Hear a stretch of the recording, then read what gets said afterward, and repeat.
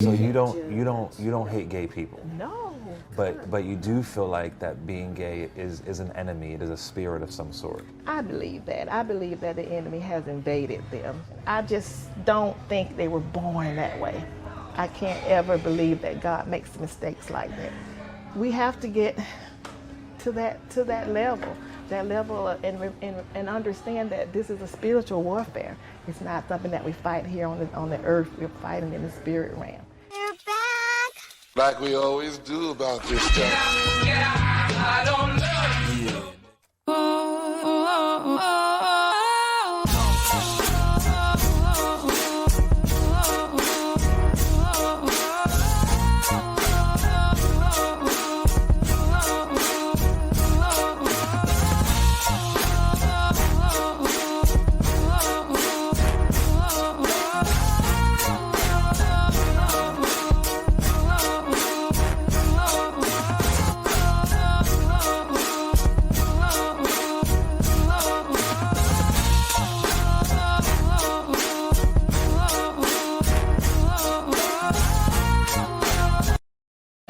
Baba Walters and Detroit Mel. Chill. What's up, everybody? What's going on? Another episode of What up, I though? Often Wonder. It's your boy Chill. Welcome on in the building. Of course, I'm your girl, Black Baba Watson. Chill. And of course, at the end, Detroit Mel, the AJB man with the grand master AJB plan for the what's whole happening? IOW network. What's good? I know. And all that I'm stuff. speaking. I know. It's so It feels weird. awful. It feels so awkward. weird. But the reason why, we'll get to that in a second.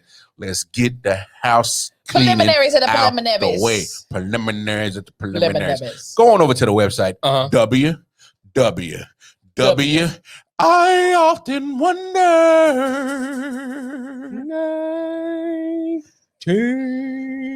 .com. Go on over to the website. Get all the information you need from all the material that's coming down the pipeline for the IOW network. We got a lot of stuff coming. A lot. We got the IOW Sports. We got the IOW Sports Late Night Owl Edition. Ooh. We got Daddy Cooks. Ooh. We got R-Ba. Ooh. We got LJ Presents. Yeah. And much much more more. coming down the pipeline. I'm telling you. Mo. I'm telling you, we got a lot of material coming down the line. Right. But But we are here today because we are gathered here today. We are gathered here today Here we go. to speak of the wonderful, excellent human being that has been presented to us by God himself. And after we get you talking about me, we talk about this nigga. No, we're not talking about you, We're nigga. definitely not talking about you. We are talking about me. No, you are definitely a spawn of Satan. Anyway, Ooh. I'm kidding, bro. Early in the morning. Only niggas could come from evil, so. Damn. Now you sound like the oppressor. You sound like the You oppressor. colonizer. Anyway, no, literally, folks, we are gathered here today because we have a very special episode lined up for you guys. Right. I took the lead, which is so weird, since you I had didn't even know you were going to take the lead. No, we had to. We had to. We talked about this. It's reasons for this. It's levels to this shit. Listen, I'm just going to sit back and enjoy the ride today. Now, the reason why is even though Sincere gave me a hard time for my my highness on Monday. Anyway. Yeah, he did. I saw that. Sincere is going in. I saw that. I was like, yo, shout out to Sincere. Shout out Man Down Shout out. Podcast. Yeah. But the reason is because we are having a very special episode today. Right. And we have a very special guest. Mm-hmm. Well, it's not. No, she. Well, it's technically because it's my first time in the guest seat. Yes. All right, And just follow with me, Mel. Damn it. Follow me. You know how I am. I know. I'm petty, See? nigga, I'm petty. With us today, of course, Right. every Thursday, Mhm. our guest is none other Then Black Baba. Baba Walter. Of course. It feels weird sitting in the guest I know seat. it does feel weird in the guest Even seat. though this is my normal seat. But the reason why we have you in the guest seat is because we're going to talk about some real in-depth shit today. Yeah, all right? man. Some real serious shit. And of course, we're going to have some foolery mixed in there somewhere. wouldn't It's be bound to without it. happen. You know what I'm saying? But we wanted to do this episode because we need the audience to understand the blessing that we have at IOW Network that is Black Baba Walters. Mhm, mhm. I'm talking about a phenomenal woman All right. that is has many layers to it. Many. And so we're gonna peel back in some this layers episode, we're gonna peel some back for sure. Right. I'm pretty sure we'll have Mel and myself in that seat sometime. But yeah. in this case, apparently I'm the first one in the hot seat. oh yeah, you the guiney pig. I'm okay This with don't that. work. Yeah, we ain't doing it. Yeah, we ain't doing no more. We ain't doing no more. I'll be the test today. I mean, so literally, this is the time that we are going to shed light on the cast and in specific Barbara Walters, because out of the three of us, she does have a lot of layers that peels back into the genuineness and to I hope y'all ready. I hope buckle up. Buckle up. Get your popcorn ready. If you need to go talk to your herbal Jesus, go talk to him right now. If you need to go talk to your spirits and the spirits of tequila, Jose, Johnny Walker and all them, go get that. But go ahead and get a piece of Henny for me. Yeah, but I'm telling you, it's going to be a great show. Is because you're pretty much are just gonna let us into your life, and I'm here for it, because there are things that me and Mel do know of you, but there might be some shit we don't know. There's a lot of stuff people don't know. Well, let me say this too. Yeah, go ahead, Mel. One of the reasons why I wanted to do this, because seeing the transformation and things that she went through, and a couple conversations that we had, and knowing other people who have been through similar transformation, similar things, and hearing what they had to say, I thought it was important. For one thing, is to kind of deal with this subject. Yeah. Now we know that one person don't speak for everyone. Absolutely not. So this is just my story. Right. Yes. So we're not trying to say that because we're not generalizing her story is this way because she feels a certain way, that's a blanket statement for everybody. That's not what we're doing here. But at the same time, like I told Alexis when I approached her about doing it, I said we want to make sure that this be something that can help somebody. This could be something that can touch somebody, and be something that could be a powerful episode. Yeah. And second reason why I wanted to do this thing is because a lot of times, especially with social media, when you make certain statements and say certain things, people, and then you may say something different from that statement. It'll get taken out of context. People will say, "Oh, well, you said this, so you a hypocrite. You said this." So I said, I thought it would be, and it's not to say that Alexis is a fragile person, but I'm just prefacing this statement before I said about to say. Not the first. But at the same time, to kind of combat those statements before they come, I said, let's do this particular episode so we can explain, because you're gonna start seeing some different stuff from her. Yeah, man. And then you're gonna be like, oh, I thought she. So no, let's go ahead and do this episode. Let me go ahead and nip some shit in the butt. Let me go ahead and give this. Let me give this disclaimer. Because there are a lot of people, and this is going to kind of give you guys the topic that we're talking about, but there are going to be a lot of people who are not going to like this episode. And for me as Black Barbara Walters, sorry, don't know what to tell you. I'm perfectly okay with it. Y'all just got to get out y'all feelings. Straight like that. Wow. But there's been a transformation. There's from season 1 to season 2. And, I call it growth, not necessarily transformation. I call it growth. I think I call it both. A little bit of both. Because I think transformation doesn't mean it's a negative connotation. Yeah. Because we all do transform. We all do evolve. Yeah. Well, we should.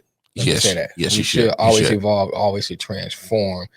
And I think as you get older, as you mature, as you gain knowledge, as you reach certain levels, it always creates a transformation, a metamorphosis, if you will. And so to get all the mystery out the way, right? What's the topic today? We're talking about this will be, if you haven't seen it before, homosexuality in the church, part 2. Black Barbara Walters story. The Black Barbara Walters story, the coming out story. Coming out. So I'm coming now. I started to download that too. You should have. I would have been excited. I said, would that be worries. too cliche? No, not at all. I would have been so excited. So I was like, I was fighting with that. Show. But so to start off, Alexis, what was your childhood like? Yeah. I grew up in a normal household until the age of 7. Okay. What most people don't know is at the age of 7, my mother passed away from cancer. Okay. So at 7 years old, watching a very fundamental part of your life literally wither away, it's a traumatic situation. Right. That was the first traumatic situation I ever had.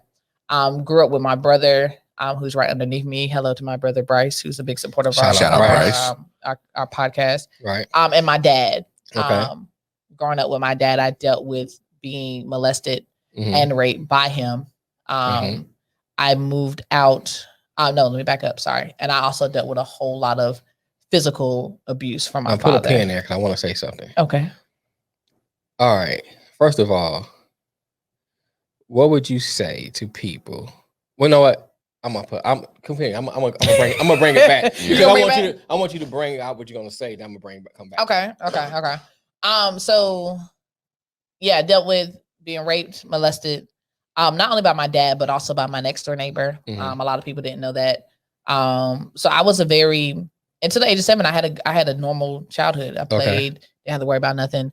From the age of 9 and up, it really is when everything started to take a turn. Trauma started to hit real bad from, like I said, the molestation, the rape from my father and from my neighbor, along with the physical abuse from my father being an alcoholic. Okay. Do you think that was part of the whole transformation? Was his drinking? I think it was part of me looking for a void. And that was my reason for even first entertaining women. Okay. Now, however, I never, at the age of 13-ish, I never really looked at men. Like I always had a crush on, the quote unquote cute guy in school or whatever else. Right. But I always was some way tended to the females. I was that normal tomboy that played basketball, rough and tough with the boys out in the football field. Plus rage, right? Yeah, man. So I literally was out with the boys all the time, and I'm in a household with just boys. So a lot of things that I emulated were after my father because that's all I saw. Okay. I didn't have a female in the house. Now, don't get me wrong, I had plenty of females around me. My aunts, I had my godmothers, but my dad was who I looked up to. So I wanted to dress like him. I wanted to be like him. I remember instead of like being a normal girl playing dress up with, mom's clothes or anything like that, I was playing dress up with my dad's, suits and his boots. I knew how to tie a tie by the time I was 10. Right. You know what I'm saying? I'm not talking about no simple, I'm talking about a double Windsor. You know what I'm saying?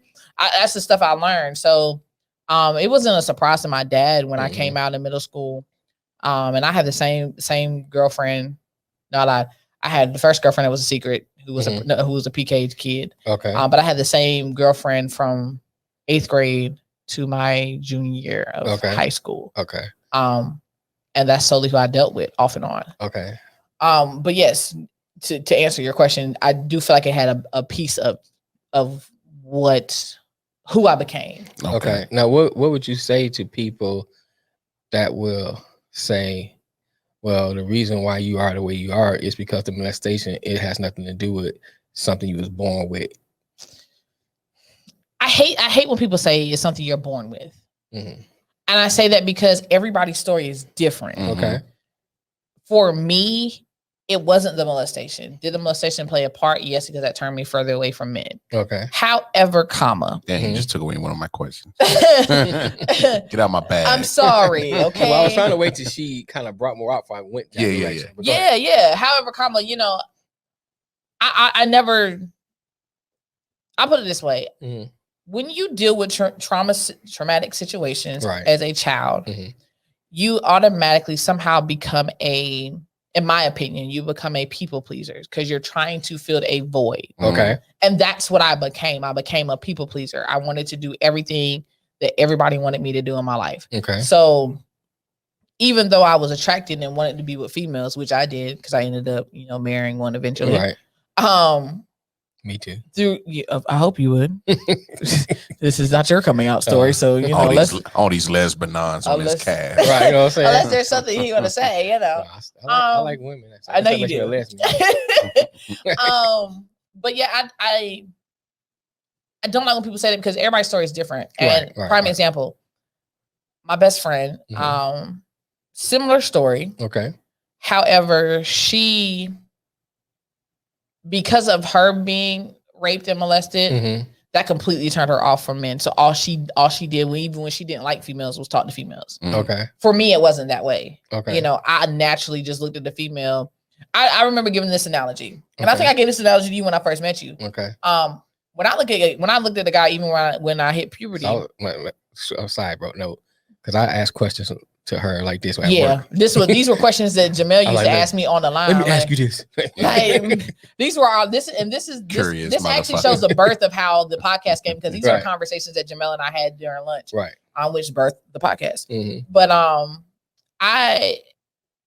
I used to give this analogy. Okay. When I look at guys, even at puberty, I never looked and said, "Oh, he's so cute. He's light skinned. He got cute eyes. Look at his wave cut." I was the type of chick that was like, "Yo, his swag is dope. I would straight kill like your jersey. I would straight kill that, but I would rock it with my 12s that are blue." You know what I'm saying? Right. That's how I looked at guys. I didn't look at that. But when I saw a female, like, dang, shorty thick in them leggings right there. Like, yo, see it now. Like, dang, she ain't got no bra on. Like, that's how I was. And I could never. Here comes the tomfoolery. Yep, here comes. I could never understand why, but I just embraced it. Like, I never ran away from it. And that's one thing. So you never put the two and two together and say, this is what I'm attracted to? Is that what you're saying? Yeah, I never put them together. Okay. Like, for me, I just thought it was normal. Now, sidebar, I did grow up in the church.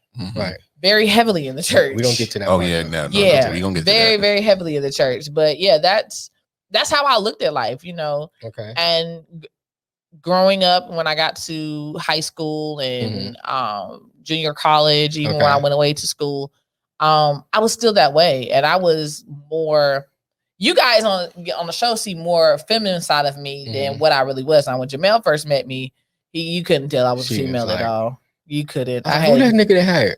And that's literally what it was, because I would come in there every day with my hat, my do-rag. I had dreadlocks back then, you know what I'm saying? Right. So you really couldn't tell. My pants were, 2 sizes too big, like I was still in the early 90s. Right. Looking like crisscross. And was. But hold that thought. We're going to go a commercial. Okay. Yeah. Put a plug in it. Put a plug in it. Put a plug. And we will be right back at this commercial break. Do you have an upcoming event and you need desserts? Millie J Sweets can take away all of your worries. While you relax, we can prepare scrumptious, delicious, and professionally catered desserts for your event. We offer a wide assortment of cakes, pies, and pastries to ensure your event will be one to remember. Call us at 704-685-7584 or come to the website at millie-j-sweets-treats with a z.square.site. Remember, Millie J Sweets. Check. And we are back. Just in case you missed. Back in black. You're back in black. Bounce. Bounce. So we back, y'all. Just in case you could tell, the foolery has begun. But just in case you did miss the first segment of the episode, go ahead and rewind it back and then catch on up with the players. Come on. Anyway, we are in the midst of the coming out of Black Barbara Walters on this episode. It's going to be a great episode. And we will continue right back where Lex left it off before the commercial break. We have entered the PK years. Well, before we go on to the PK years, I want to ask this. Where was it that you did realize when you put the two together and say, okay, this is what I'm attracted to? I would have to say senior year. Okay. I was in a lot of denial until senior year. And it really was because like I said, I was a people pleaser. So I wanted everyone to like me. I was trying to fill a void, and that void was losing my mom. I was also trying to fill a void of the love and compassion that I didn't get from my father. So all of that I really had to, and I pushed this. Y'all have heard me push this on the show when we did our health series. I pushed going to therapy. Right. Because therapy actually helped me figure out, who I was. Because I used to have an identity crisis. Like, I really didn't know who I was. And I remember telling one of my god sisters that I was like, yo, I don't know who I am. I remember serving in church and, not my pastor at the time sit me down like, Alexis, this is what you're gonna do. Okay, fine. However, you're not gonna be able to do X, Y, and Z. So I'm gonna sit you down until you get your life together. And I started going to therapy, and I remember the counselor asking me, who do you want to be? And I really had to sit back and be like, dang. And that's a very jarring question. Yeah. No matter what you're going through, because a lot of us don't have those conversations with ourselves. Right. Who do I want to be? And, I've seen, even within myself sometimes, having with that, call it identity crisis. It may not be with my sexuality, but it's been with other things. Oh yeah, you go through it with professionalism and everything. And you have those things. So that's a jarring question when somebody asks you, especially if you never really wrestled with that or really kind of came to grips of, who am I? Who do I want to be? Right. So when she asked you that and you was kind of like taken back, what was your thought process if you could remember at that time? Oh, I can remember because I literally sat there. I kid y'all not. I literally leaned back like this in the chair, like, yo, what? I had to think for a second. Like I literally sat there for like 20 minutes, and I was like, who do I want to be? And I remember the first answers I had gave her was I want to be, everything that everybody keeps telling me that I am. I want to be the smart person. I want to be the extra holy, the one that's fulfilling her calling and not knowing what my calling was, no need to be fulfilled, right? Yeah, just knew it needed to be fulfilled. Right. I was told, I'm a preacher. I was told that I'm supposed to be the one that saves certain generations. Like I want to be all of that. And she stopped me and she was like, that's not what I asked you. I was thinking I didn't ask you what people want you to be. Right. But I asked you, who do you want to be? And I literally, it took me after that session, it took me probably senior year graduation night till I actually understood who I wanted to be. And the only reason it took senior year graduation night is because it's when my life changed again. I was dealing with the same girl I had told you guys that I was with from 8th grade up to junior year. I transferred schools. And at the time I was actually dating another chick. She was in Wilson, North Carolina for graduation. We both graduated together. My ex was here in North Carolina, right down the street. So of course you graduation party afterwards. Right. Everybody know you ain't coming home. It's like prom night. You out all night. However, I did not get that memo from my aunt that I was supposed to be back at the house at a certain time. So I'm out with my god sister with my ex. One thing of course leads to another. I don't return home. I come home the next morning and all my stuff is on the front porch and the locks are changed on the doors. And I had to have a conversation with my aunt and, my cousins, and my aunt never addressed the elephant in the room. All right. Like they knew, but she just didn't want to go there. They never wanted to address the elephant in the room. Right. So she didn't want to believe it. Nah. And like she knew the girl I was dating at the time. The girl I was dating had been to the house. Her mom had picked me up. You know what I'm saying? But she never addressed it. Like she knew what it was, but never addressed it. So it was like icing on top of the cake, on top of the cake, on top of the cake. Because my family is very accepting now. Don't get me wrong. I love my family. They're very, very accepting. I'm not the only person that's gay in my family. Right. And I actually remember senior year sitting down having a conversation with my cousin, Sophia, A.K.A. Sway. Shout out to Sway. Because she was somebody I looked up to when I was growing up, and she's also lesbian. And I was like, how did you come out to the family? Like, how did you tell the family? And she was like, I didn't. And I was like, oh.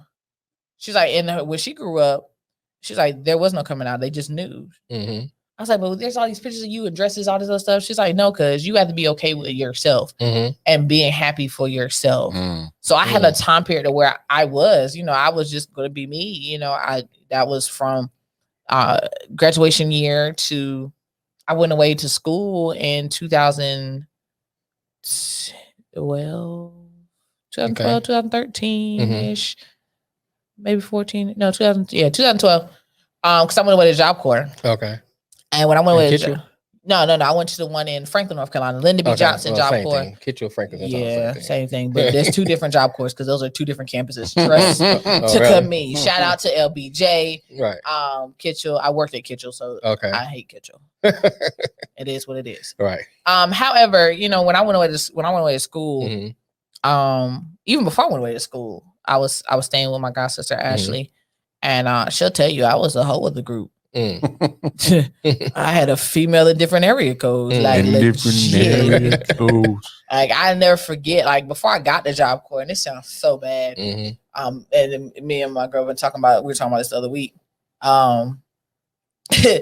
I went to Job Corps. I left in October for Job Corps. Before I went to Job Corps, I was talking to one girl that's from Florida. Didn't know she was at my Job Corps center until, I enrolled and whatnot. She paid for all my stuff. I had my cell phone waiting for me up there. Had never met the girl. None of that. We just had phone conversation. And back then we didn't have an iPhone, so we weren't FaceTime. We were Skyping, all that kind of stuff. Right. So went from that to I also had another girl from Florida that I didn't know they knew each other. So glad they were in a different state.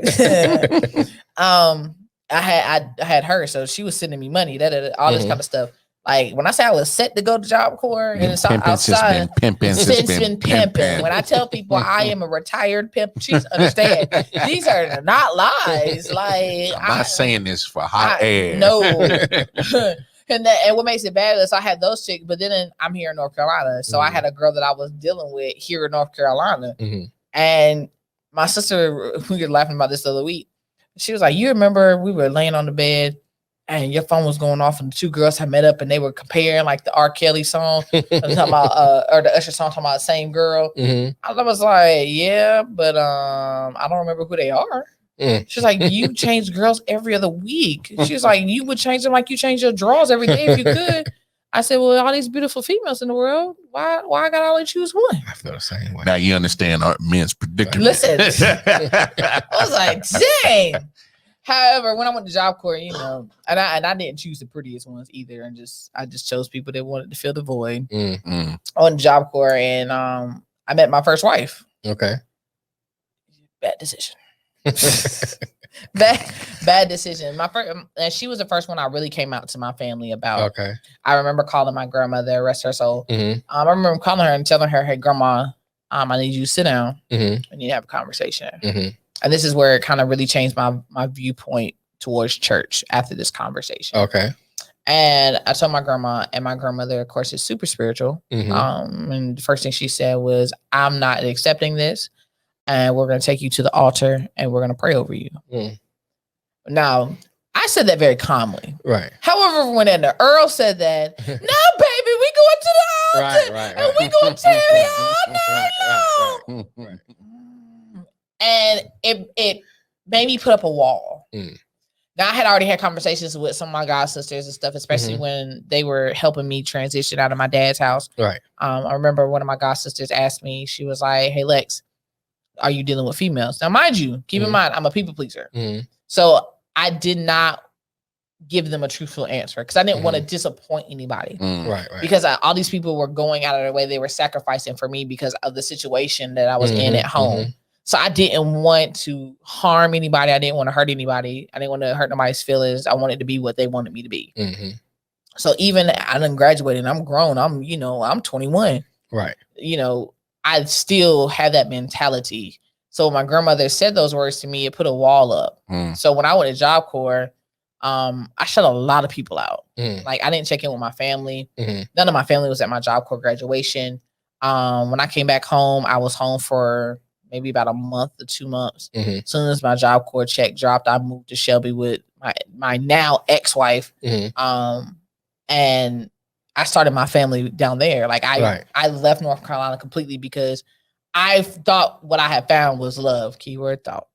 Well, that happens to everybody. Please do not ignore the red signs. Man, women, it happens to everybody. So that's a normal. Oh yeah, that's a normal. So let me ask you this: did you have like a coming out process or a coming out event?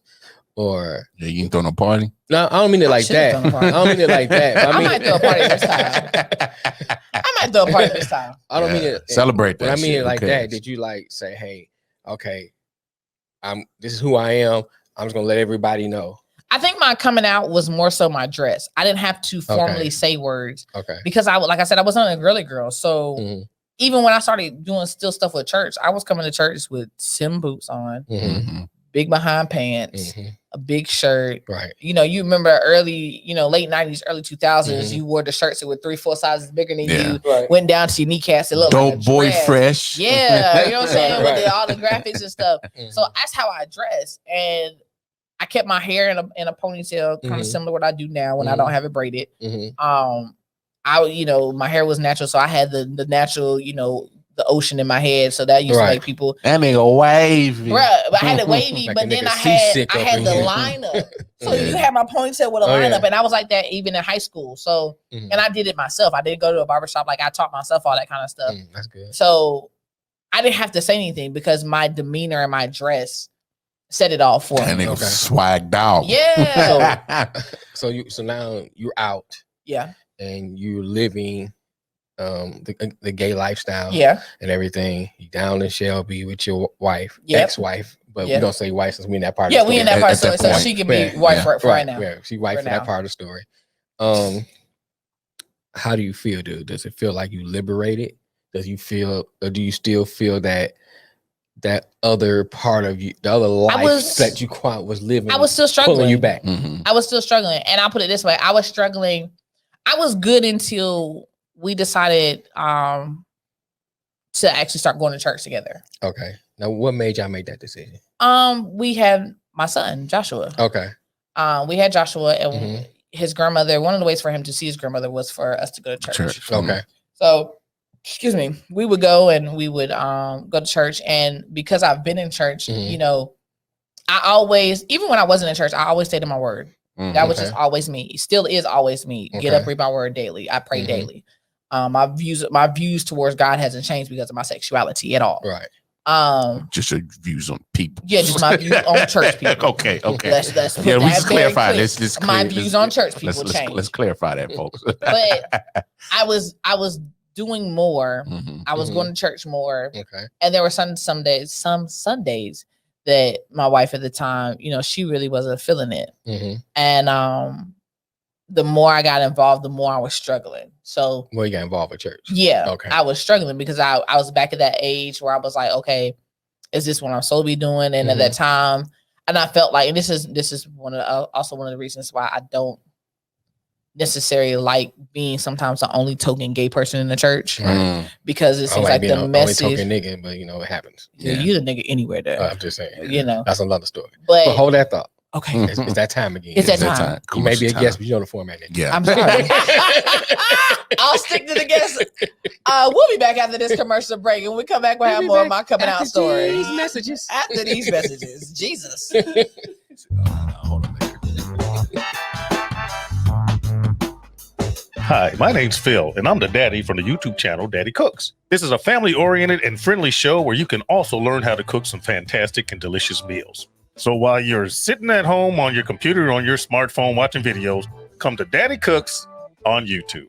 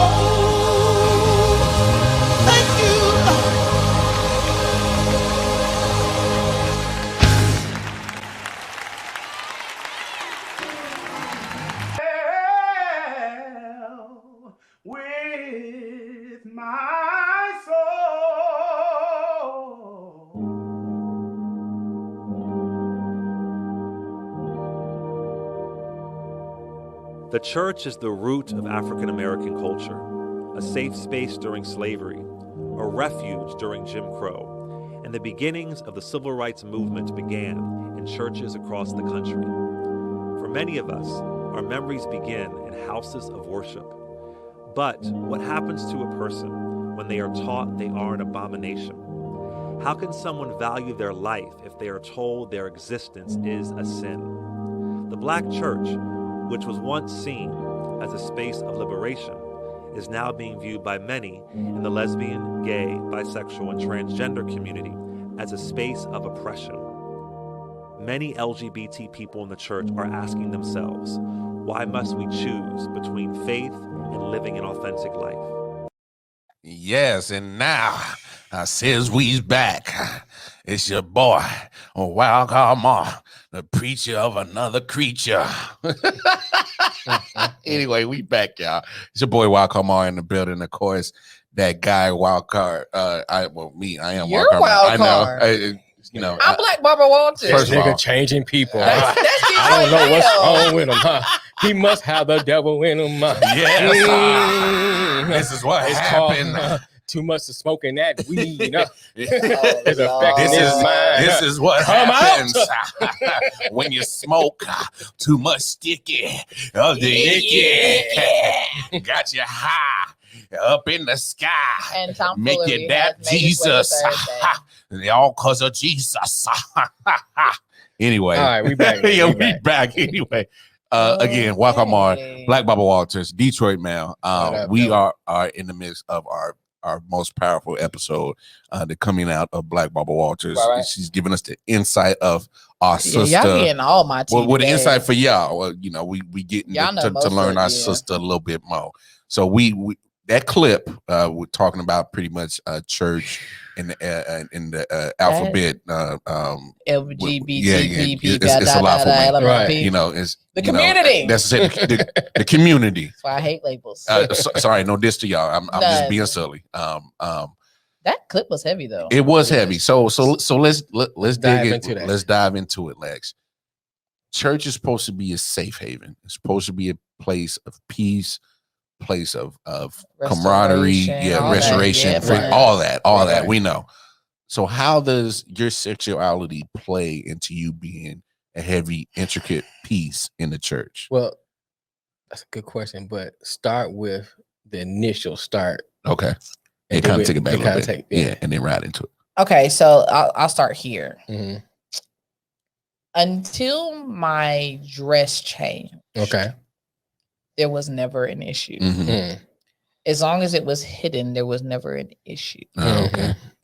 That was in my younger church. Now let me explain my church history so y'all have a better understanding. Okay. I mean, you ain't got to drop names. You just kind of no. I ain't gonna drop no names. But my church history is different because I grew up missionary Baptist. Mm-hmm. Okay. And for those that know, missionary Baptist is very traditional, very old school. For the I went from that to a non-denominational church, which is more free reign, more open. Yeah, they accept. But however, I did get set down a lot because of my sexuality in the non-denominational church. Really? I did, and I will explain why. Wow. Then to now as an adult being a part of the Kojic church, the Pentecost church, which is still very different. Different boundaries, different levels. Right. But one thing they all had in common was, well, I won't say the missionary Baptist had in common because I served and quote unquote ministered. Okay.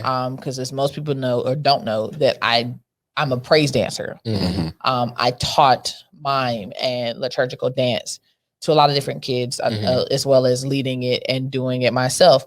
I'm pretty sure you can find the clips on YouTube. Well, they be getting in on that miming though. Yeah, right. And that was miming for me was my outlet for a lot of the trauma I went through. And that clip, everything that clip said is everything that I have ever felt. Right.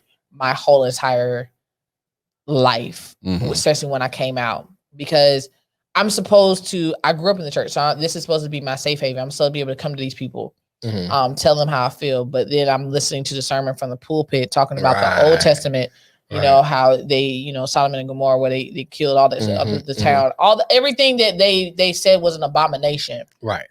Just getting thrown in your face. Well, it really was. And this is where I caution church folks. You have to be careful on how you word things towards people. because for me, again, this is my story. When I was told that I was abomination, it sent me into a very bad depression. Right. Not only did it send me into a very bad depression, but like that clip said, I questioned myself, like, yo, how is it that I'm supposed to be this good person, but this is what I naturally feel. This is what feels naturally right to me. And for me, it led to a place of suicidal. Yes. And that's a key thing that you brought that up, because there is a high suicide rate in the LGBTQ community. And so I think, let me say this, because if no one knows or heard about it, I was real heavy into church. Yep. You know, he was a preacher. Right. Master degree in divinity. And I served on many boards, many councils, all that stuff. You know what I'm saying? When you talk about, especially a Pentecostal church, I know church. Yeah. And one thing I can say, to speaking to Alexis, was just talking about, a lot of times they feel they're justified by what they're saying, because they say they feel they backed by the book. And it's because I'm backed by the book, which is backed by God. There's nothing wrong with what I'm saying, how I'm saying it, and it's up to you to figure out how to accept it. You know, and I think that right there, it's a big problem. It's always been a problem. But this seems Let me say it like this. I'm gonna let you talk. No. My fault. Go ahead. Well, one thing I would say, when I first initially got into church, I was very young, like 20 years old. Impressionable. Just had a family. Yeah. You know, dealing with daddy issues. So everything was coming at me at one time. Yeah. So when I found this new thing, because, you know, down south, I spent a lot of times in Alabama, Missionary Baptist Church. Yeah. Detroit, the other side of the family was AME. So when I finally went to church with my family and went to an apostolic church, that was a whole different thing. Oh yeah, that's a whole different. And so realm. because it was so different, I embraced it so much that when you was talk to people like that, it didn't bother me, because I felt the same way. Like literally, our church is in the hood. I'd be at the McDonald's across the street with my Bible telling everybody get saved, you're going to hell. Yeah. You know what I'm saying? And I thought I was doing what was right, because I felt I was being backed by the book, which is backed by God. So I understand what Alexis is speaking about, you know, now more, because now I'm a little more open, because my understanding has changed. We're gonna add me to make. Go ahead, Lamar. No. I was saying, like, that's such a closed-minded thought process. Right. Such a closed off way to look at individuals. And you're pretty much generalizing everything at that point when you're so closed off like that.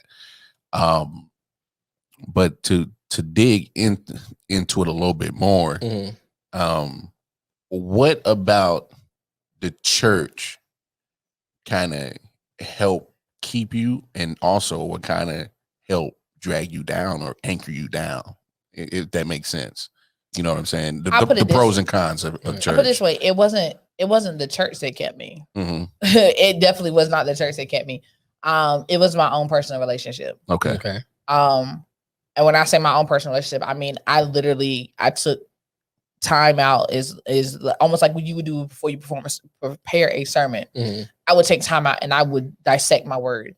I would get an understanding of it for myself, which is Bible. You read it, you gain knowledge for yourself, you gain understanding for yourself. Right. I was that study student. I would take notes from the sermon. I would go and read it in different translations, and really try to comprehend it and then apply it. So every time I would do it, I would do introspection. But I really dissected it. I would take, like, say for example, I remember my old church, he was talking about gluttony. He was talking about what 7 days sins. He was talking about gluttony. Okay.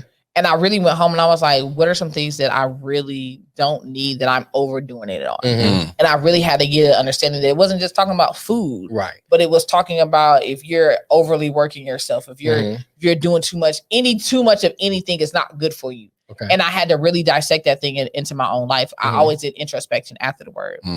Now, what pushed me further away from the church was the people. My mother was very in the church. My Mhm. father was absolutely not. Right. Okay. He believed. He Mhm. believed in God. Mhm. He believed in Jesus, but he was not in the church. He was not a big fan of the church people. And he wasn't a big fan of church people because of the same way that I've been treated by people, he was treated as a child. So just let you know, this is an ongoing thing. And this is not just with homosexuality. You know, he had a whole lot of church hurt. I'm not saying that I had church hurt because the church never hurt me with some church people. Okay. And I think there's the There's a difference yeah. that people aren't realizing. Mhm. Because there are some people in the church that have embraced me, even to this day, that still embrace me, that, you know, they want the best for me. They don't agree with what I do, but they don't treat me any different because of what I do. I think that's an important aspect of it, because here's my thing, and I think I said this in the part 1 of this the homosexuality in the church.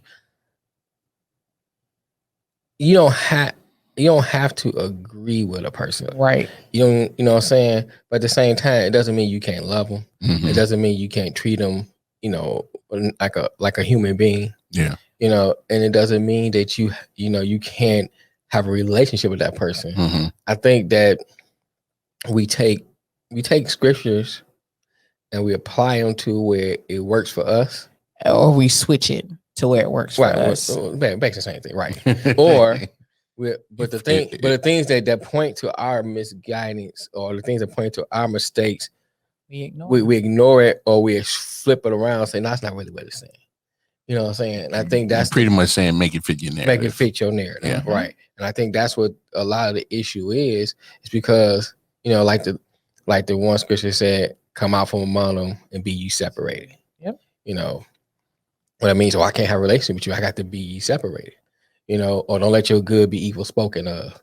So the fact that I'm showing you kindness because you're a part of the gay community. I'm not gonna say the letters. I'm sorry. it's just too. I'm a part of the community. I leave them out. I leave them out. And I'll be like, okay, if I leave this out, I'm gonna offend somebody. So I'm gonna say the gay community.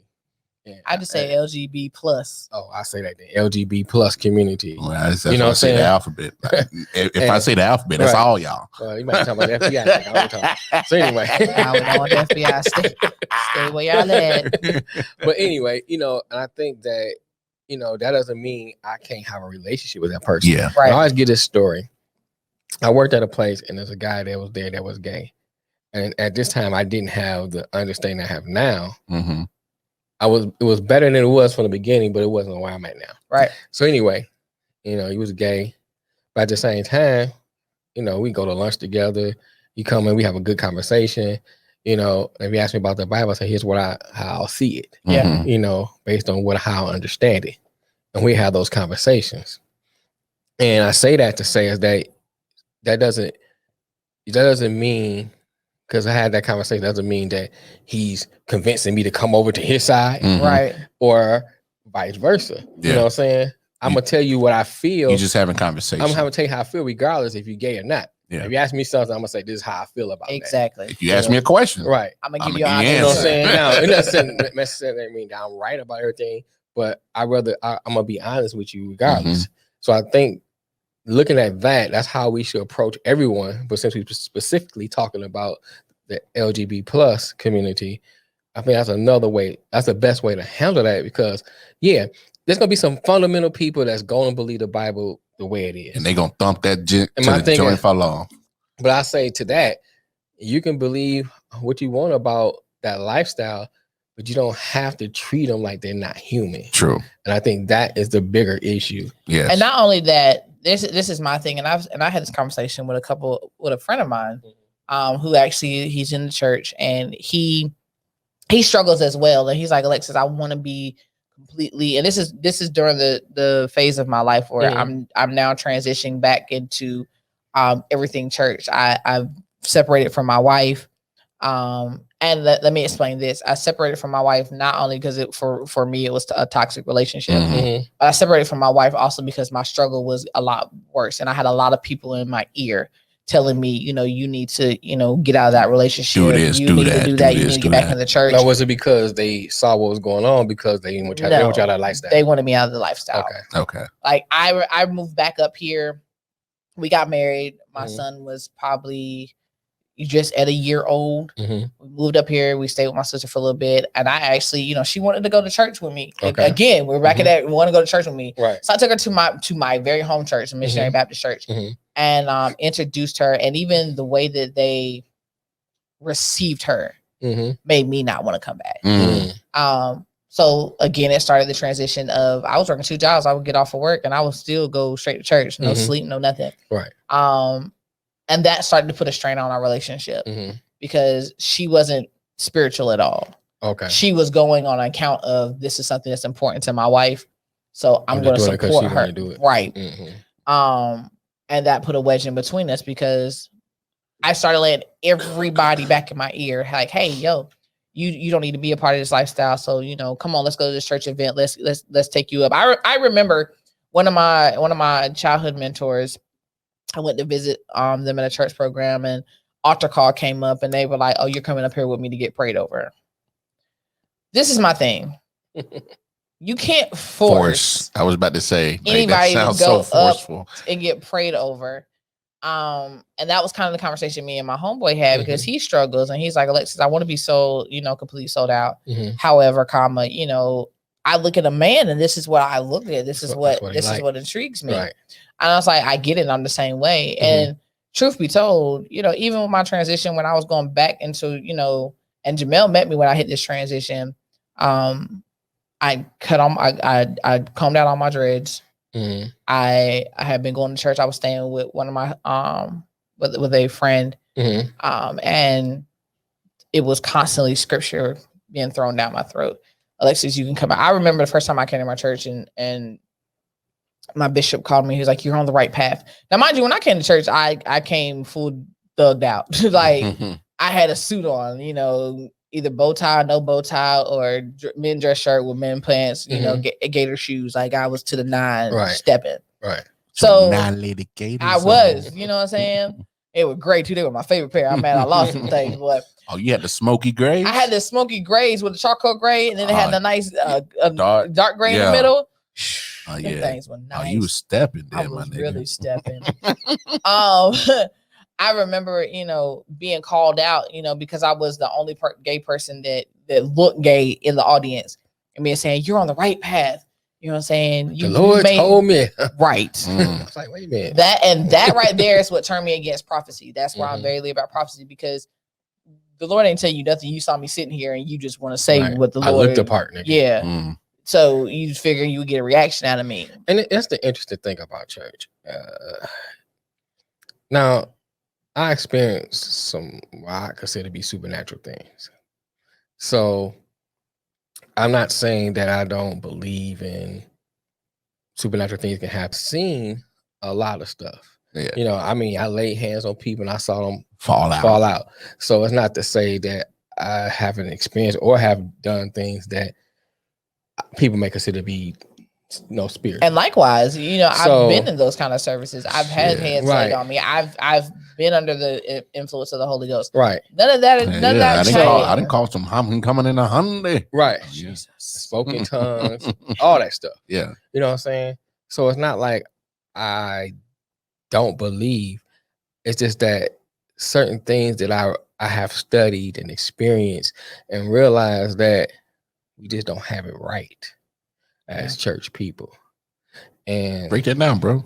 Well, here's the thing. Ooh, this is gonna be a long breakdown. Now make it short, nigga. I'm gonna make it short. No, I'm gonna make it real short and concise. Because these church folks nowadays. No, what I'm saying is that Cause we can fill up a whole show on that shit. One thing I would say is this. I'm gonna say this like this. We always point to, we need to go back to the beginning. You want to know what happened? Go back to the beginning. So a lot of preachers say, go to Genesis, because Genesis speaks about everything that happens throughout the Bible. So like stuff, you know what I'm saying? You can point back, it happened in Genesis. But my thing is, but we don't do that when we talk about the origin of religion or the origin of spirituality. We don't go back to Kemet. Because if you go back to ancient Kemet, you'll see that there was a flood story. We talk about Gilgamesh. You know what I'm saying? That was way before Noah even existed. Yep. There was a story of a heavenly God having a earthly son birthed through an earthly woman. You You know, the Washington Monument is something that speaks to that. You know, that came from Kemet. When you look at a lot of stories that came out of Kemet, even some of Islam, some of Judaism, all that stuff is in Kemet. So if that happens in Kemet prior to any other religion that started, then you have to look at Christianity from a whole different perspective. And when you see other people who look like us or have any kind of melanin in their skin, you always see Christianity used as an oppressionary tool. So it made you think maybe we shouldn't be putting the label of Christianity on our spirituality, but maybe we should think more of along a spiritual realm. So I will never say I'm an atheist because I experienced too much to say that. Right. You know what I'm saying? I seen too much to say that.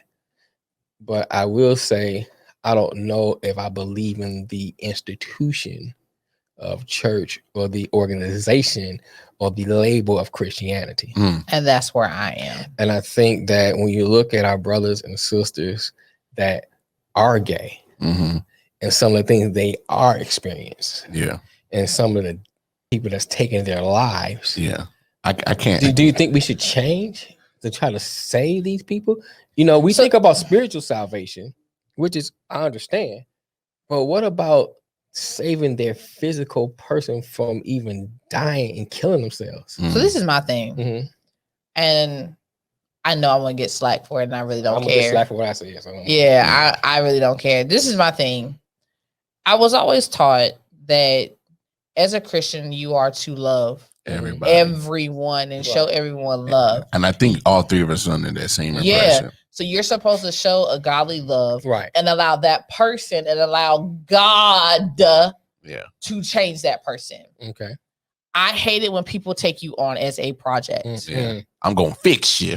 And that's what I dealt with a lot of my life, especially the last couple of years. I was everybody's project to fix. And granted, I allowed a lot of things that I shouldn't have. But there was also a part of me that was still struggling that wanted those things. So I allowed more. I allowed people to, you know, I remember one of my birthdays, I was going to wear some jeans, a nice t-shirt.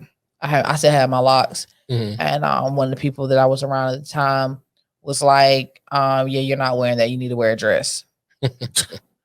Like, nah. And because I was such a people pleaser and wanted to do what I thought was what I was supposed to do, went and changed my whole outfit. You know what I'm saying? So you have to be careful because we're throwing the Bible, throwing the Bible. But and somebody posted this on TikTok the other day. Find me where it says in the New Testament where Jesus says that homosexuality is a sin. Because when Jesus talks, it's in all red. You don't see that. Homosexuality, I'm not saying homosexuality is not talked about in the New Testament. However, a lot of people are still under the impression of the Old Testament of how they feel like we should be, you know, cast out and stoned to death. If that's the case, that's so extreme. But this has always been my argument. Even when I was, you know, on the right path, as they say. My argument is, okay, if me being homosexual means that I should be stoned to death, then you sleeping with that married man should have you stoned to death. Should constitute as a stoning. Right. Or you just had a baby out of wedlock, which means now you're unholy. So you're never going to get married at this point because that's Old Testament. And that's what I think people don't realize. And I remember one Sunday school lesson, the Sunday school teacher was like, the LGBT community is more supportive of each other of how the church should actually really be. Yeah, should be structured. And it's not, because guess what? We have too many people that are too busy looking at this sin as if it's a whole disease. Let me play this clip right quick. Okay, play the clip. For me, it's kind of like it was innate. It was born in me that I was supposed to serve God. And not only was I taught that from an early age, my mother exhibited that in my life. We were at church every time the door is open. Bible study, Sunday school, Sunday night service, whatever. Whenever the doors are open, we were there. when it came to me wanting to live to be who I was and be free in who I was, it was very difficult for me because I know my mother and my family are very religious and they believe that homosexuality is a sin, and there's no really give and take in that. So much so that when I came out, my family, I mean, they, for lack of a better term, shunned me. I used to have a very, very close relationship to my uncle, and to this day, I probably talk to him once a year. And that's very, very troubling for me, only because he raised me, he taught me how to read. He's been my closest friend for my entire life, and now I don't talk to him at all. That's tough. Yeah, That's a lot to deal with. That reminded me of a few years ago. Okay. And I'm going to try to say this so I get emotional, because listening to her clip, well, let me say this. Go ahead. And I know I got to preface my statement sometimes. I'm not saying that we're trying to draw tears from you, all that kind of stuff. Oh, no. But what I'm saying is, don't worry about being emotional, because part of what we're trying to do with this particular episode is to let people who may be feeling the same thing you're feeling, or have experienced the same thing you experienced, to know there's other people out there like that. There's other people who experience that. And I think that's what people don't realize. It's like it's more of us that experience than a little bit.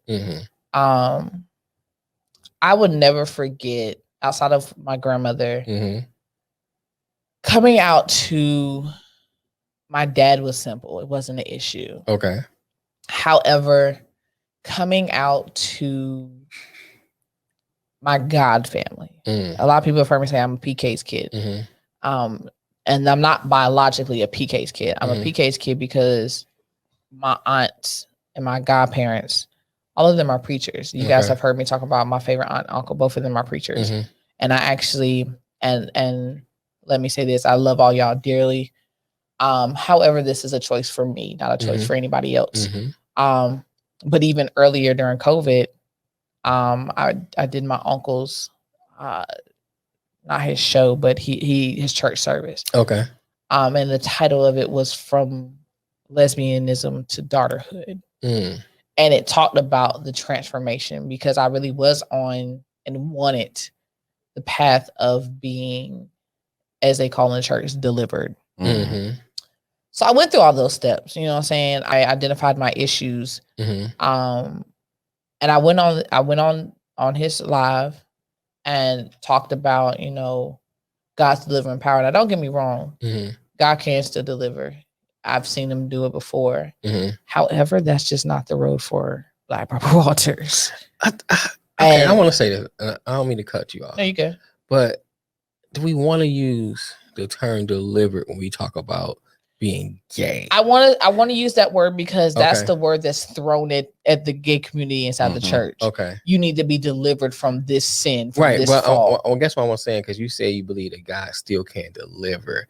And I don't want to put words in your mouth, but I don't think that you mean that people who are gay need to be delivered. Yeah, no, I definitely don't mean that. Yeah, so that's what I'm saying. I want to make sure we got that clarity. Yeah, because some people might take what you said and say, and run with it. And run with that and say, how can you say that? You know what I'm saying? So, yeah. So that's why I want to make sure. If I put it this way, if you want to be delivered, God can still deliver. Okay. I very much believe that. Okay. My process just took a different turn. And that's primarily because of the people that were supposed to walk with me on this journey. And the guys can tell you guys, I used to come in here so bogged down and depressed. Mad. I've seen you more mad than depressed. But they kind of like two in the same of course, yes. Yeah. Right. So, and it was because I was having people, even when it came to the podcast, if y'all look at season 1, even from my first episode towards the end of season 1. Yeah, you was out there by the time the end of season 1. Yeah. I think you stopped giving them fuck. I really did. I really did. But I used to come in, and don't get me wrong, I I still have my girly moments. Yeah. You know, but I would go the extra mile to do the show. Like I would come in here, makeup done, hair done, Right. be sweating in a corset girdle, like not being able to breathe, uncomfortable. Until I got to the point where I was like, this is my baby. My name is on this LLC with these two. So yeah. And I had people tell me like, yo, you look like one of the guys. I am one of the guys. What do you these are my brothers. What do you mean? And I had people tell me all the time, you know, because you're doing the show, you're not going to be blessed. In reality, I've been more blessed on this show than not blessed. So that's what people don't realize. But doing the show allowed me to really refine myself. Okay. Because a lot of the episodes that we've done, if you guys go back to season 1, a lot of the episodes are very personal. Right. There were a few that were especially when we did the first episode of season 2, which was the first series, 28 Days. Black History, yeah. And a couple people, Miss Henderson said one of the things, you can't be a star trying to fit into a square box. And that hit, and y'all remember I cried on the episode. And the reason I was crying on that episode is because I was at a crossroads literally that day of trying to figure out, okay, Alexis, are you going to keep on this path and not being 100% happy because all you're doing is serving? You're not doing anything for yourself. You're not being replenished. You're not finding the joy that you used to have when it came to church, because all you're getting is people in your ear talking about this was my thing. Every time I would think I'd be doing good, I'm 10 steps forward, somebody would say, well, you look like you walking like a guy. Or you shouldn't wear that hat. First of all, my hair's not done, so I'm putting the hat on my head. You know, or especially when Corona, man, right? That's why there's a hat on this head today. Or I started working with Amazon. For anybody that works in any kind of warehouse, not even just Amazon, but a warehouse period, you know it's hot. It is hot. And you have a relaxed dress code because it is hot. God damn bitch. So I doing all that moving and shaking, baking, lifting and dropping and picking so up. I'm not about to wear like some of the, don't get me wrong, because there are plenty of females that do it. I'm just not one that will come in there with no skin tight jeans on. Because if y'all look at the pictures of us, I'm not a skinny chick at all. Really? No. Oh, okay. Heck no. I have hips. I have thighs. Nobody on this panel skinny. Nobody's skinny on this panel at all. Now I've lost some weight, thank you, Lord. However, I've never been a skinny chick, so I know my limitations. So I would go to work in sweatpants, and I would get criticized. Right, I would get criticized for that, and because I'm a thick chick, I can't always buy sweatpants and stuff in the female section. Yeah, you gotta go to the men's guy. Right. Men's sections. And go ahead and get that, a nice graphic tee. And I'm not gonna worry about my hair being done. I'm gonna put my hair back in a ponytail. I'm sweating. I'm in a warehouse. I'm not studying nobody. I'm not checking for nobody. Right. I'm coming to work these 10 hours, make my check, and go home. Not get a nickel. And I would get so much slack about it. Right. This is what ultimately, after years of being piled on top of, what started to bother me when it came to church people. Okay. Because we're supposed to, as church people, we're supposed to, it's not church people, as Christians, we're supposed to love. We're supposed to love, be help. Inclusive. And if you see that I say, I want this deliverance, and you see I'm going backwards, as my brother in Christ, that should be, hey, everything good? Right. We need to have a conversation. Right. Are we falling off path? Where do you need help at? But it sounds like you get more conversations. Well, the reason why you ain't. Well, instead of asking. Well, here's the thing I say to that too. That goes for anybody. Yeah, man. Because I've been in church, and so when I first moved down here, the church I was going to was in the hood. No longer the hood now, thanks to gentrification. But anyway, and there's a lot of stuff that ain't the same because of gentrification. But anyway, so you got a lot of people that were like drug addicts, alcoholics. Some were like a little mental, and they would come in off the streets and into the church because they wanted some type of deliverance to know how to get it. So we had a few in there. I mean, they even smelled smell until they ain't have, proper clean. They have a place to wash up. Right. And so they would come to the altar. I would pray for them. I'll hug them. Because my thing was, I can afford dry clean.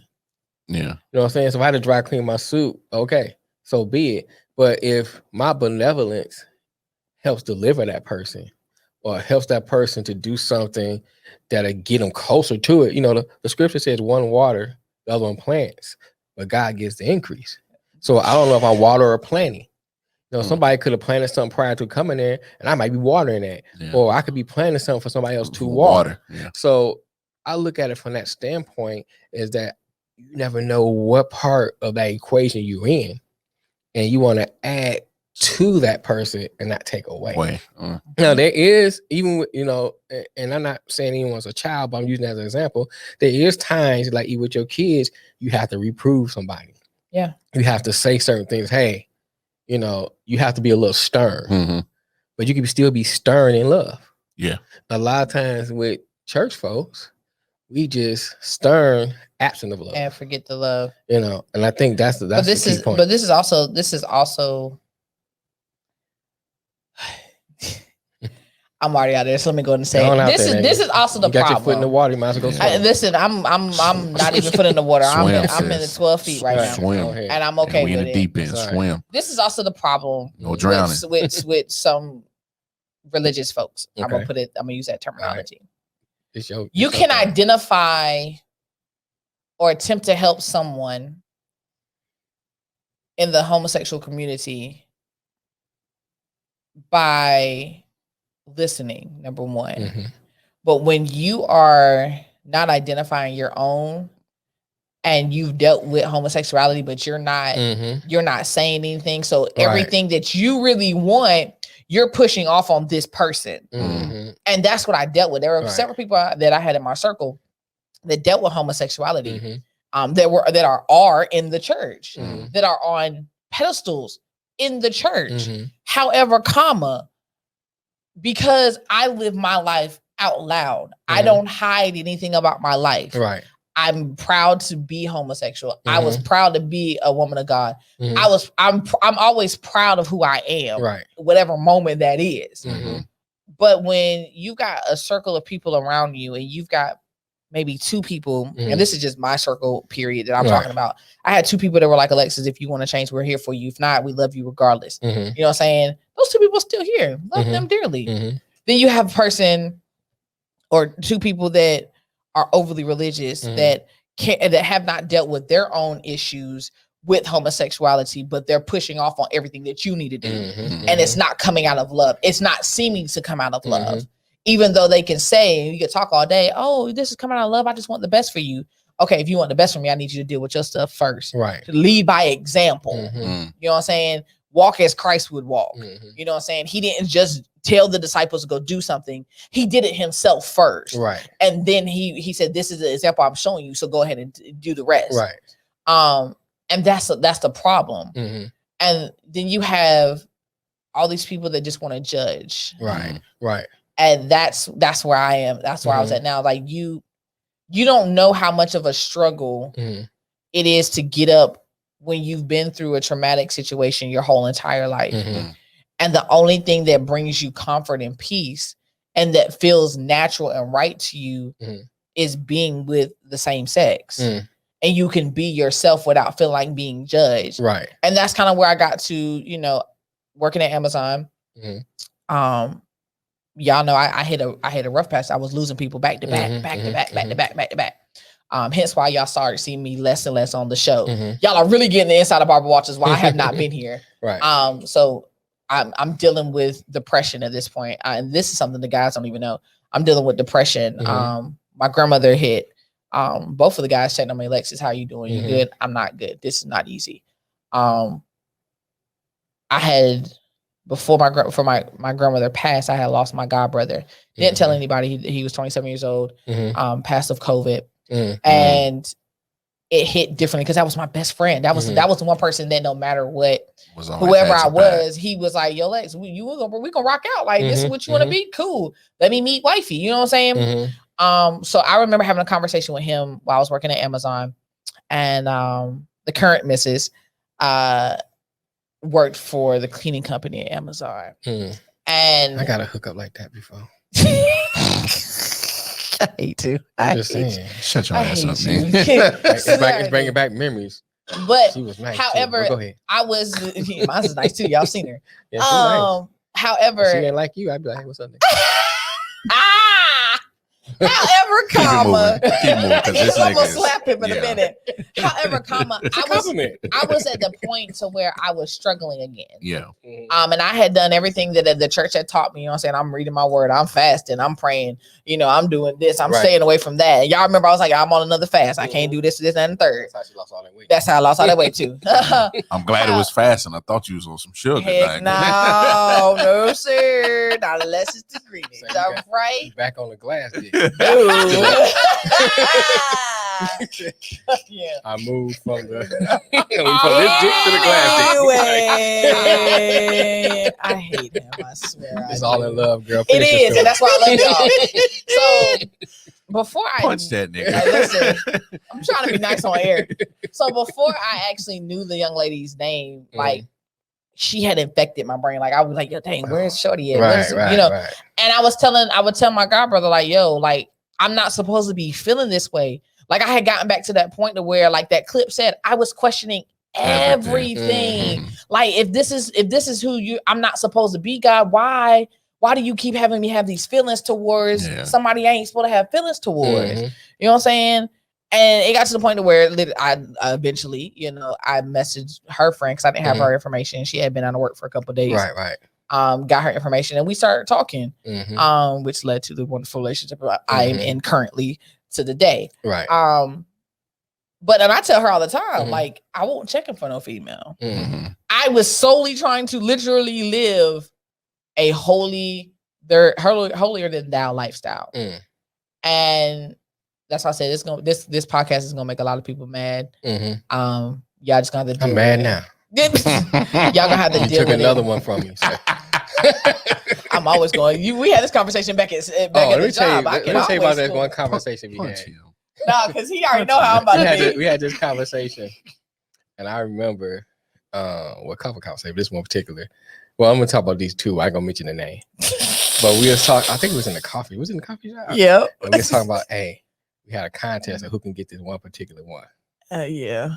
And she had the inside track because she already had that person information. You know what I'm saying? That person still messages me to this day too. Yeah, me too. But, seeing the dust everywhere. It looking like you didn't win, Jermaine.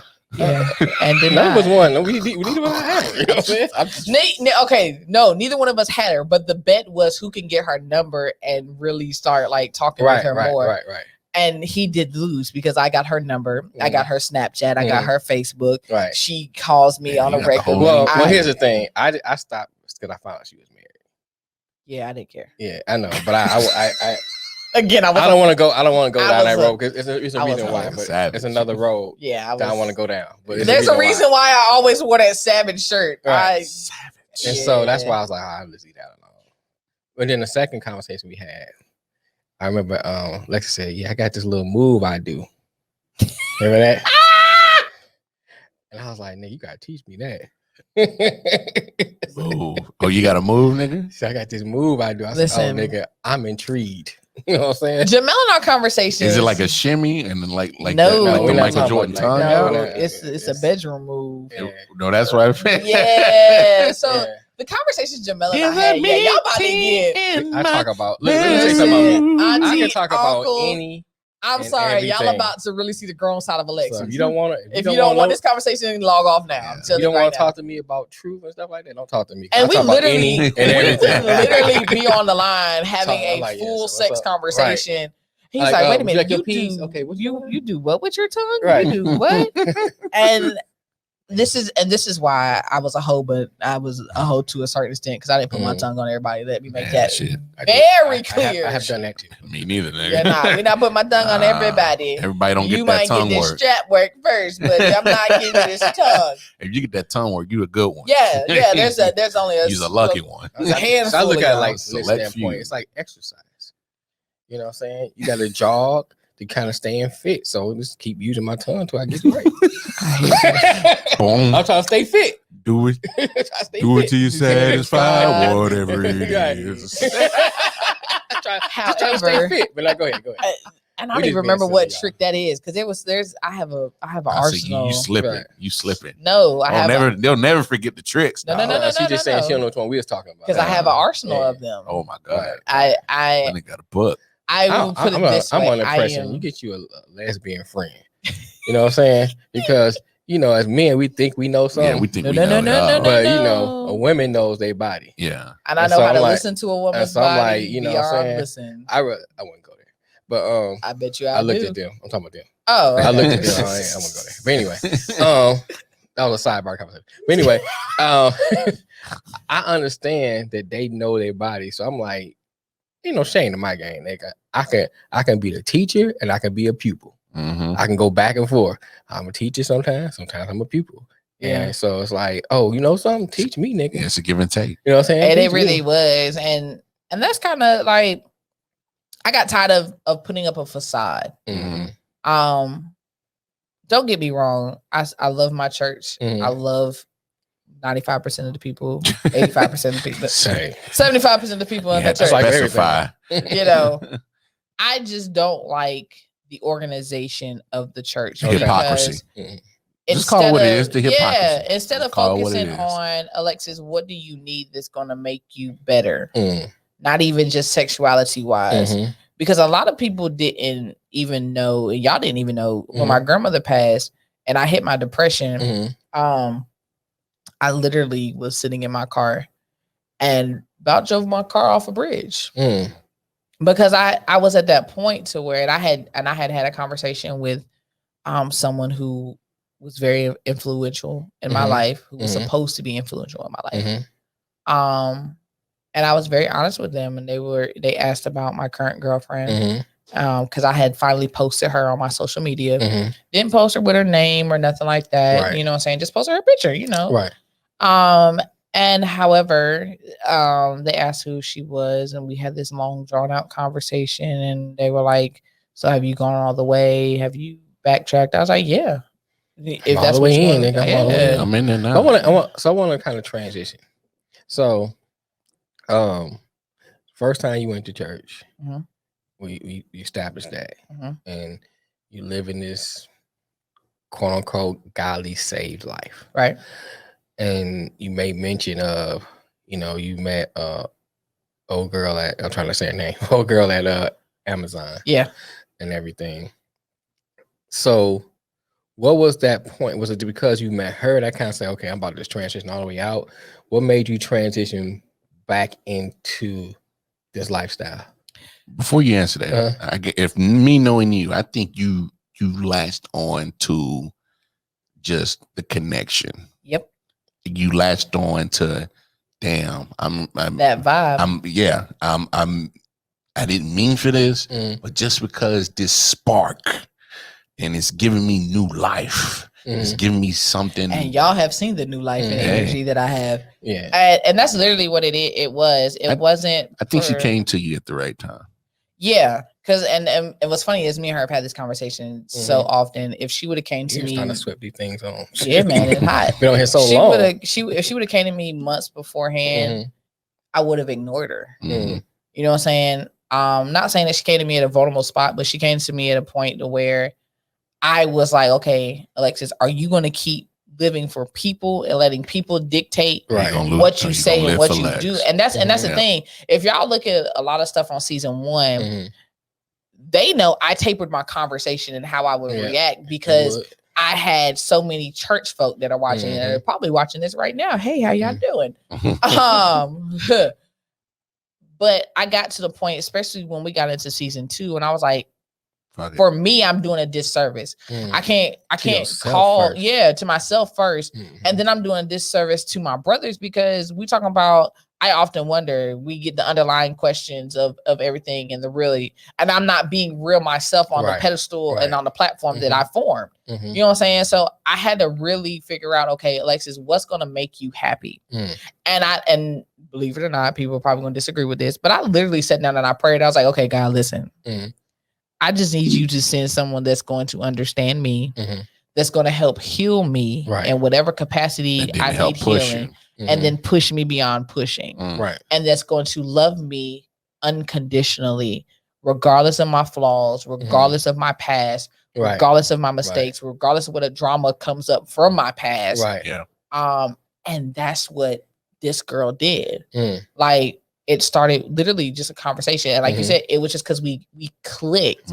Like, it was never, you know, it's real when it's never a sexual thing off gate. And y'all literally sit up and y'all are talking for hours. We've been together now coming up on 4 months, and we still sit up and talk for hours. Can't beat that. And it's a mental thing. Like, and life hit both of us super duper hard. And me and her were actually just talking about, you know, the church, you know, and she was like, she wants to get back into the church. And she's not necessarily the church house, but she wants to get back into the word. So would you consider going to a gay church? I would. And that was actually something me and her talked about, you know, because one, I'm 30. I'm about to be 31 next month. Jesus, my birthday is next month. Yeah, it is, man. It's my kid's birthday. Yeah, man. Both my kids. Well, two of my kids, not both of them, but two. I say two of your kids. You have 4 children. Two of my kids. However, we were talking about that because I take pride in serving. I'm a people person. I am a servant at heart. I am a giver at heart. And that's one thing I noticed about you. Yeah. So let me say this. One thing I do know about Alexis is that, you know, she has a big heart. And second that. You know what I'm saying? And when she loves hard, and I noticed that she talked about the depression. Now, I didn't know to what degree, but I saw some things, you know, and I was like, okay, I never got a chance to really talk to you like I wanted to, but I've been focused on this radio station. That's hold up. I know. Good Lord. And don't worry, you about to have your help back. No. You about to have your help back, buddy. But let me. I mean, for the most part, both of us reached out. Like, yo, I mean, I still like, hey, you good? Yeah, you good. But I noticed some things, and one thing about me is that I observe a lot of things, and I watch a lot of things, but I might not say something right away because I'm trying to get more information. I know it's a lot of things, and I will say that I could care less about information. I'm just making sure you're good. No, and that's the thing. I'm just saying. Before, right? I mean, all right. Before, because like, here's my thing, and it's part of my personality. I don't like to just run to somebody and say blah blah blah blah blah, and then not have all the full information. I will say, hey, you good, and stuff like that. I'm not saying I would ignore you. But before I have a full drawn out conversation, I got you. You know what I'm saying? And I had to think how I want to approach this, because, and some of that part comes from my schooling and stuff like that. Oh, nigga, that's you analytical. I'm just saying, but you know, part of my schooling is counseling. Yeah. And so, you know, from that, you know, I was like, okay, how I'm gonna approach that. You know, and anyway, so I noticed those things about you.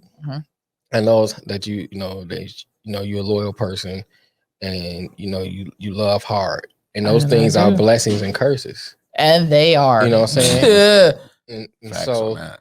and then you couple that with battling with your sexuality, battling with being a pleaser, you know, and because when you're always a pleaser, and to a degree I was like that, so I understand it. When you're always a pleaser, you know what I'm saying, you constantly fighting how to live your life and how to live a life for somebody else. So it's like two different people living the same life.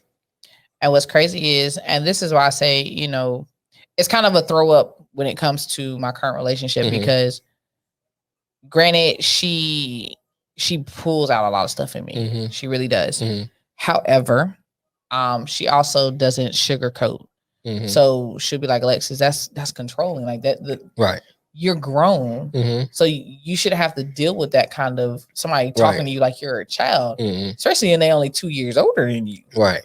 And that's what I allowed a lot of times, because I wanted to make everybody else happy. So I literally had to make a decision. And that comes from your trauma.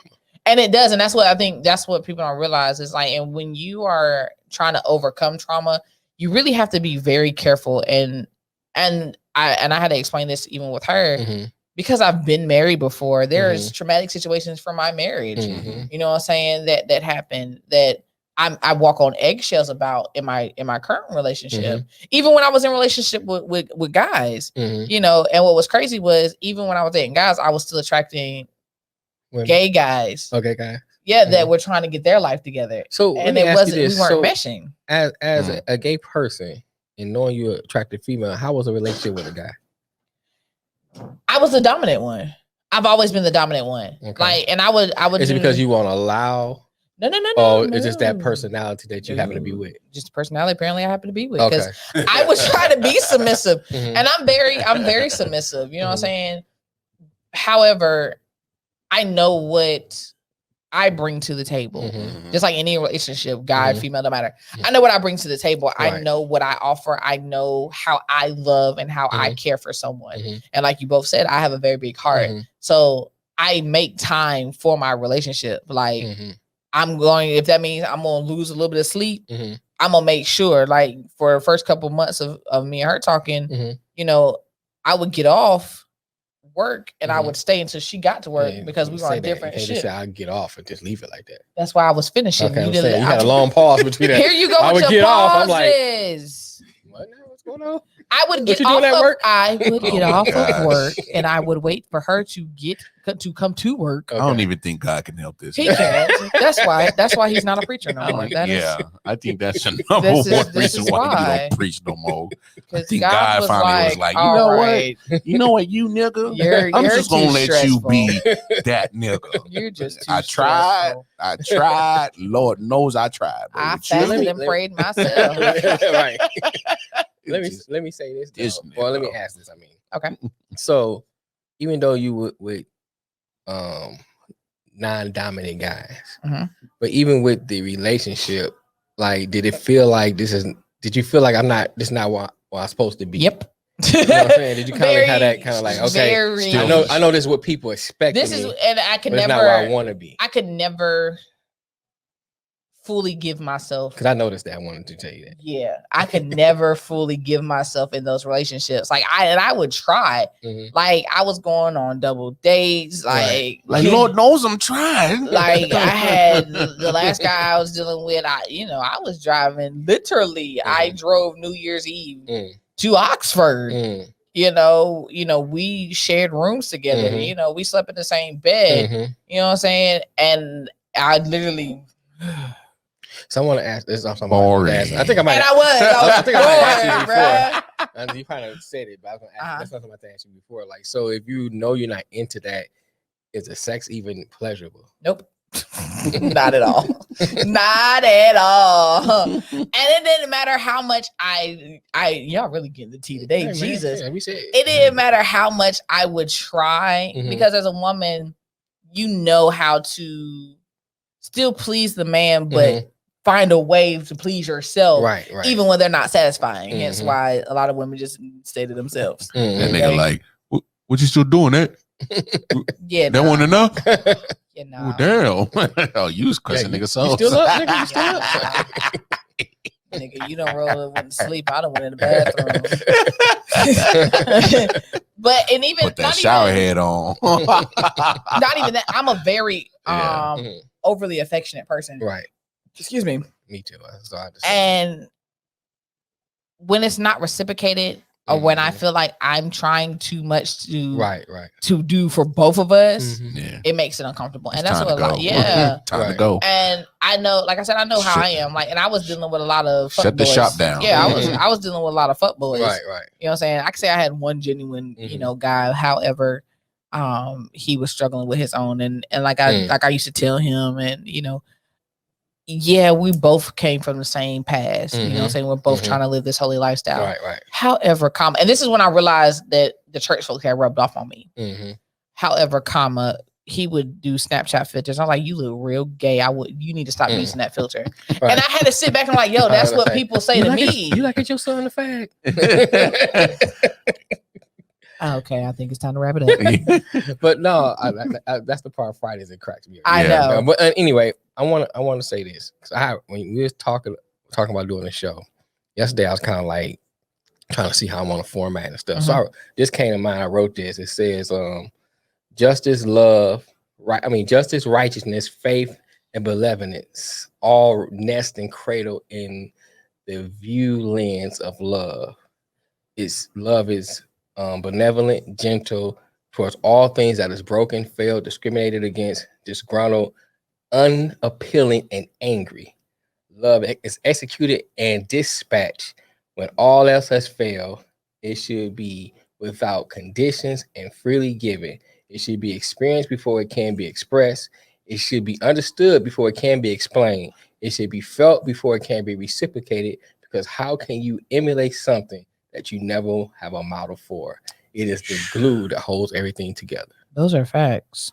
That's what love is. And I think that's kind of fitting to kind of end the show on. Yeah, man. You know, because I think the biggest thing is that we talked about is, and it was a reoccurring thing, is about love.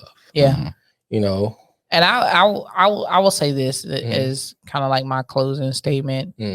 My views didn't change. Okay. From when we did the first episode on homosexuality in the church. And if y'all watch the episode, you'll hear me say this choice was for me. Right. And when we actually shot that show and when it aired, that's how I felt during that time period in my life. We talk about evolution all the time and you must grow as a person. And one of the people that were on the show was actually a church friend of mine. Y'all heard her story, and now she's married to a woman. Right. I send bigs up to them, and that was kind of, honestly, if you notice, kind of where my transition backwards, as they like to say, started, because I was listening to a lot of things they said, and I had my views, and I was solely focused on, being back in the church and doing what church people wanted me to do. That I lost who I was, and I had to refigure out who I was and recalibrate. Yeah. And it's something big. And you have to, at the end of the day, I never understood why my dad always said this until recently. But he was like, at the end of the day, you can do for, be around, serve all day long. Right. However, when he comes back for his church, he's not coming back for that building. He's coming back for the people that have a personal relationship with him, that abide by his commandments. Because my dad will always say, if he said he's a forgiving God, then why don't you think he'll forgive you for following your heart's desire? And he gave you the choice of free will. And yet you're trying to do right. Right. If he's going to forgive you, he's going to forgive you. If he's going to forgive the woman who had a child out of wedlock and got her life somewhat together, but still slipped because so a man thinketh, so he is. Right. So once you think that sin, you are that sin. Okay. Before you even do any sin, even if you repent afterwards, you've already become that. So he forgives that. So what makes it different for the homosexuals? And that's where I really think people have to really get. And I was going to apologize. I'm not going to apologize. Don't apologize. I'm not going to apologize because the stage I was at to where I am now are two different stages. So, like I said, I know I'm gonna get a lot of slack. It's okay. Y'all can try to reach me. My number's changed, so I did it on purpose. And that's why I agreed to do this show. And this show is kind of my second coming out because a lot of I'll say it. This is your middle finger show. Oh, I have no problem with saying it my damn self. With a smile on my face. This your middle finger show. Before we close, I do want to say this. I had thought about doing this show prior to even talking to Alexis. And I said, I kind of moved around in my head like, okay, do we want to do this? Because one of the things I didn't want to do was make this a what's what I want to use? Like we're using this to promote, or it's not promote, but kind of like get views. Yeah, we're using this like, hey, look, what I'm saying? We just doing this so people can follow us and stuff like that. And I didn't want to make it we've never been that kind of show. Right, though. but I'm just saying when you deal with certain subjects and stuff like this, I wanted to make it where you worry about, man. We gonna do our show. That's not what I'm saying. That's not what I'm saying.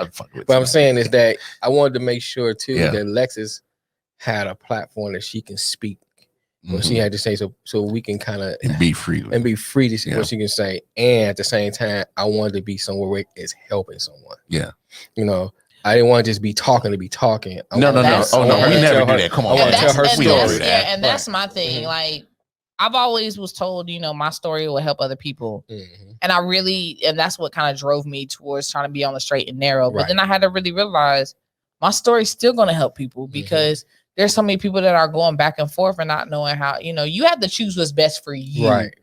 And I'll say it this way, because I chose what's best for me.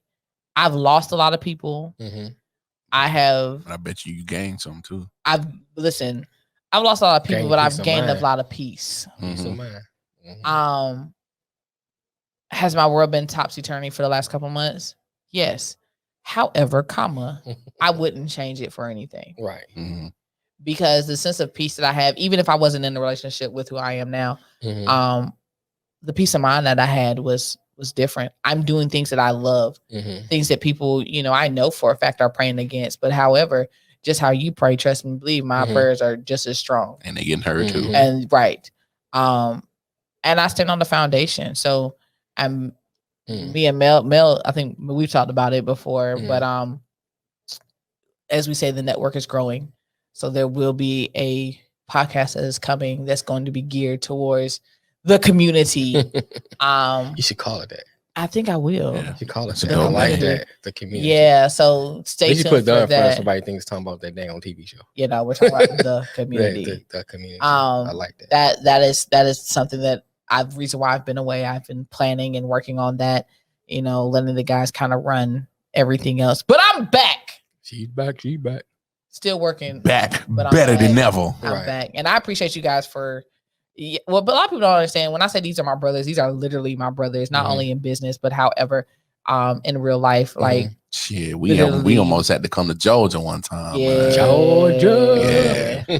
Yeah, Like We ain't bringing KB with us. KKB. yeah.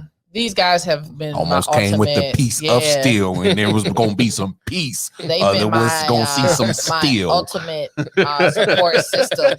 So I thank you guys, and I thank you guys for actually, thinking of doing this show and giving me a platform to help somebody else, because it's a topic, like we always say, that's not talked about, or it's a one-sided topic, Mhm. and it's a lot of things that need to be said in support of the Right. community. So shout out to anybody that's in the community. If you guys are looking for help, looking for someone to talk to, please email Don't call me us. China. Yeah, You're don't. joking. You can email us here and This get nigga. directly to me, Right. Right. or to any of us, because everybody here Any is of us, very yeah, supportive. yeah. One of us will answer. Honestly, no, they could. One of us will answer. Yeah, I mean, Yeah, just messages. We get you. Mhm. But yeah, my story's 'Cause, still growing. yeah. You guys will see more. we understand it to some point, but she's more Yeah. that's more suited for it. Right. So I do my best. Yeah, I do my see, best. When y'all see the transition, know that it's not because of I just decided to change. No, this is No. you are really getting the real Black Barbara Walters. Right. Now what With no what it boundaries. is you are stepping in your light. You are stepping I in your am. path, and we love it. And I'm And okay you, with it. And you already know that me and Mel are always here to support you no matter what. We Right, got your right. back And because that's why I love because you. we love Lex. We love Barbara Walters. That's why I love y'all. you know, we ain't tripping about none of that other mess. That's why I love y'all. However, I'm taking my show back because I feel so weird letting y'all try to close the show out. So go ahead and close it out, sis. already, as y'all know, thank you guys for tuning into another episode. Listen, we have so much more coming. Like we said, we have ILW Sports every Monday and Thursday, 3 p.m. Eastern Standard Cha-cha. Time, as well every night, the Midnight Show with Wildcard Mar. Cha-cha. Listen, if you guys are not tuning into the sports show, they have been doing amazing stuff. The show today was great. I was watching it at work, had people dying laughing at y'all stupidity. I just want y'all to know. Please. My boss is like, who is that? I said, that's my team. That's my team right there. As well as, like you've heard us say, we have the internet radio station. We have the internet radio station coming very soon, as well as our sister shows that are coming in, such as RBOP, Daddy Cooks, LJ Presents. Listen, if you are an independent artist, you have music, Right. you have poetry, you have anything, any Art. talent, You any are kind a of art, creator. Content please creator. send us an email at ioftenwonder19@gmail.com Mhm. so we can get you guys on the station. We are about like we said, we are the community. We are about building the community. Hell, you come Right. up with a good podcast We idea. will help you format it. Right. If you have an idea, you don't have the space, you don't have the tools to hit us up. We will assist you. We have all that. That is all underneath Right. the IOW network. We are growing every day. Listen, when there's nothing else to say. Oh, wait, pause. Make sure y'all go back and watch season 1. Please watch the first episode of Homosexuality in the Church, part 1. Get So you context guys of can what we talking actually about. understand it. You guys can see the difference. Yes. This is my story. This is who I am. Yes, This is who child. I'm okay with being. And I'll be okay with being this for the rest of my life. So, we might, in the future be having an IOW wedding, Oh, you shit. never know, You never know. So you stay tuned. We go. You guys really get the behind the scenes of IOW with Black Barbara Walters. So until next time, I am your girl, Black Barbara Walters, Come on. and of course Detroit Melly Mel. We love you guys. Grandmaster All Plan. right, then. Peace. We out of here. We out. Ah!